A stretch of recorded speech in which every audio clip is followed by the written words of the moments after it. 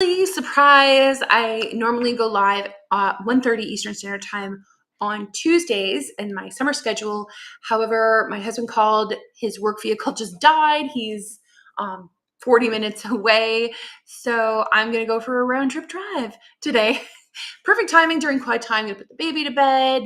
Kids are all sorted. My 17-year-old's at home. So yeah, I'm just squeaking this in real quick because I have something on my heart to share with you about when you don't feel like having kids anymore. Like I don't want to have any more kids. I read a comment. It wasn't a post, I think it was a comment. And I wrote this answer like this long. And I was like, I don't want this dear woman who I don't really know personally, to feel like I'm piling on her or anything. So I decided instead to share this in a more neutral way, not speaking to anyone like, singling anyone out, but speaking to something that I hear a lot in like just among Christian circles. And now that I'm tapped into the Big Family Moms community with my group of over 4,000 women who are self-defining as, part of who we are as big family moms with 3+ children living in the 21st century world. And I mean, that's it's quite a hat to wear because it's not as common. So here's basically what I read, and you this may resonate with you. You might struggle with this. I know I did. So I say this with all kinds of love and compassion, not a looking at you, right? Let me get that speck out of your eye, little big log in mine. So the context was okay. Having children close together, and this lovely woman had said, y'all kind of think I have no desire to have children like that close together. And I'm paraphrasing because, like I said, I don't want to draw attention to her specifically, but to the topic. And it reminded me instantly, and this is how I started my reply, of when my kids, 11 of whom I have, they'll say to me, this happens all the time, probably happens at your house too. And they'll be like, but I don't feel like fill in the blank, doing my chore, picking up after myself, whatever. Usually it's chore related, right? I don't want to do the thing. And then my retort is, if I only did what I feel like doing, I'd still be in bed. And they look at me. And sometimes they're sophisticated enough in their, development that they're like, okay, I catch what she's throwing down, right? And I'm basically saying to them, don't follow your, instead of following your feelings, do the next best thing, like do the next right thing. So what is the right thing to do? What is the good thing to do right now? Because if we just follow our feelings, lunch isn't going to get made. Mom's still going to be upstairs, and sometimes I'll unpack to them like how irresponsible it would be if mommy just did what she feels like doing instead of what she is called to do as a wife and a mom. So that's usually high impact to my kids. And they do hear it often because I hear that like any mom will in a big family home, small family home. I don't wanna. And I'm like, yeah, I get it. There are things in life I don't wanna either. But if I only follow my desires, oh my gosh, this world my home would be a little taste of hell because I can be so selfish. I mean, without making an excuse, here, right? I'm only human. And I'm like, well, that's actually really insightful. I am human. And I have a bent towards being my own God and doing what seems right and what feels good to me.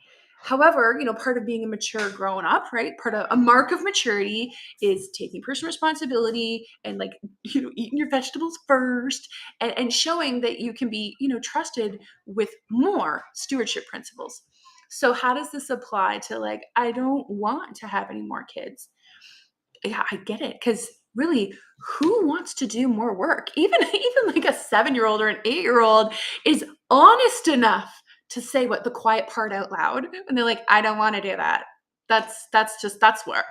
Like, yes, having children when I'm not talking about medical circumstances here. I'm just talking like just having another child, maybe a little sooner than you were kind of thinking, maybe a year apart, Irish twins or whatnot, and just like letting go and letting God, trusting Him with the size and the shape and the circumstances of your family. There is nothing that I have ever experienced short of being saved by God's grace that has utterly changed me from the inside out than when I chose, again by His grace, and it's a story. This is a story for the ages. When I chose to trust Him with our family size, it brought all my stuff to the surface so fast. And it was all fear because I was like, okay, that's going to be a ton of work, money. And I started listing off all the things. And he said so quietly, and I'm paraphrasing, this was 15 years ago, when there was this 5-month period in my life where God was chasing me down like a hound to heaven. I was already saved. I was in Bible college. I had one little girl. She's 17 now. And we just had twins. They were 5 months old. And I was like 3 kids. People in our missionary community were like, oh, how perfect. You have a girl, your 2 little boys. You're done, right? You're done, right? And everybody kept saying, you're done? Oh, so you're done, done. And it was like closing in on me like little walls. And a possibility occurred to me in that time frame that honestly, it terrified me. Even talking about it now, I can actually physically feel nausea because I'm remembering how I felt then. I was scared.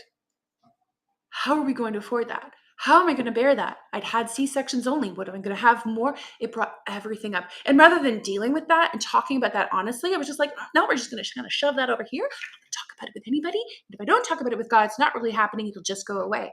Well, maybe it would have. In time, the Lord may have given me the desires of my heart, which was, self-preservation.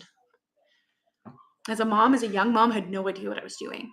But if I had really just followed my feelings, well, like I said, I'd still be in bed. If I had followed my feelings 15 years ago, I'm looking at my son outside playing basketball. I can give you names of people who might not exist. Oh, I didn't expect to get emotional. It's okay. I say this with love. I was scared, so I get it.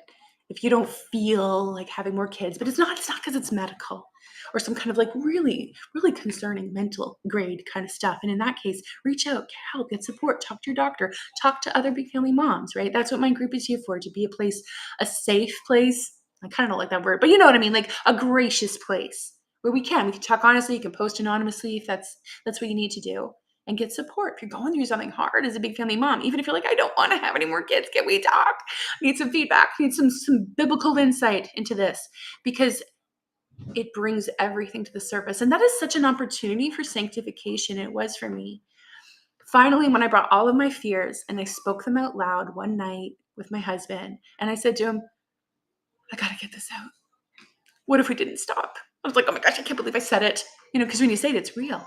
Then you got to deal with it. But that's part of growing up, dealing with it honestly before God, and in this case with my husband. They're really the only 2 parties that mattered when it came to welcoming children.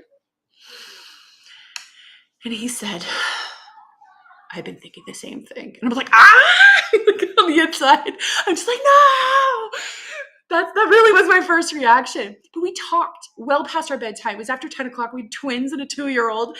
And we talked and we were honest. I said, what are you scared of? He told me. I was like, oh, I could die, by the way.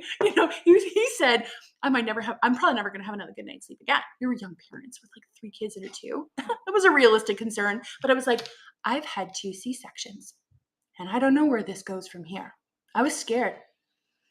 But when I said my fears out loud, even just one other person who I trusted and I could be real with, it could be really messy with, I saw my fears in the light. And when I stood them up against the goodness of God, the character of God, all the things that we sing on a Sunday about how good he is, how I surrender all, right? How gracious and merciful and strong and powerful and deserving he is of our all. I realized I was holding one thing back at that point in my life, at least consciously, my womb, my womb. And I'm like, no, Lord, you made all of me, all my parts, all my girl parts, all my wonderful parts. You made all of me. Thank you for my whole body. And I gave him back that which he had entrusted to me. And I unpack this more in my book where I talk about like stewardship, because there's a lot of things that come up. You're like, well, what about this? What about that? I mean, hardly anybody in the Christian church does this like this. So I was just following the crowd, assuming that having 2-3 kids tops, it made financial sense, especially from a missionary fundraising perspective. It made sense. It seemed responsible. Even like from a climate perspective, it seemed like I was reducing my carbon footprint, though that wasn't as much a climate alarmism bell wasn't being rung as much then. Another topic for another time.